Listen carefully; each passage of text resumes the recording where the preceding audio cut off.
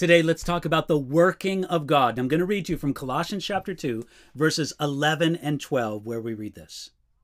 In him you were also circumcised with the circumcision made without hands, by putting off the body of the sins of the flesh, by the circumcision of Christ, buried with him in baptism, in which you also were raised with him through faith in the working of God, who raised him from the dead. Most of the Colossian Christians were Gentiles who had never been physically circumcised.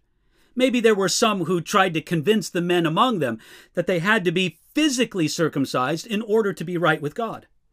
So Paul told them, in him you were also circumcised, assuring them that they were indeed circumcised in a spiritual sense, which is even more important than physical circumcision.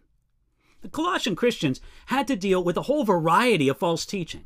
Not only did they have wrong ideas about Jesus, but they also had wrong ideas about things like circumcision.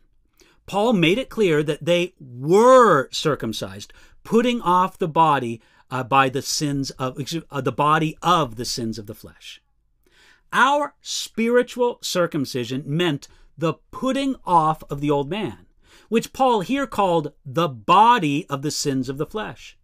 Just as Paul told the Romans that the death of the old man is illustrated by baptism, that's in Romans chapter 6, he made the same point here to the Colossians.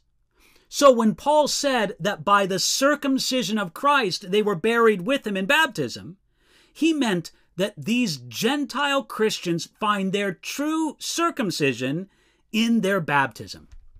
Christians don't need to be circumcised, they need to be baptized. Baptism answers circumcision, but I would say that it doesn't illustrate it.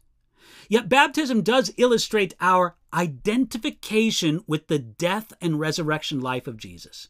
We were buried with Jesus and buried under the water. We were also raised with him and raised up out of the water. It is as if Paul wrote, circumcision is not important. What is important is the spiritual cutting away of the flesh that Jesus performs in the life of every believer. For Christians, the mark of this transformation is not circumcision, it's baptism. Don't miss the last phrase. Through faith in the working of God. This demonstrates that Paul understood that the power of regeneration was not in baptism, nor was it received by the act of baptism, but it's received through faith in the working of God. So, dear brother or sister, I want to ask you, is your faith in the working of God? Don't put your faith in rituals, but in God himself.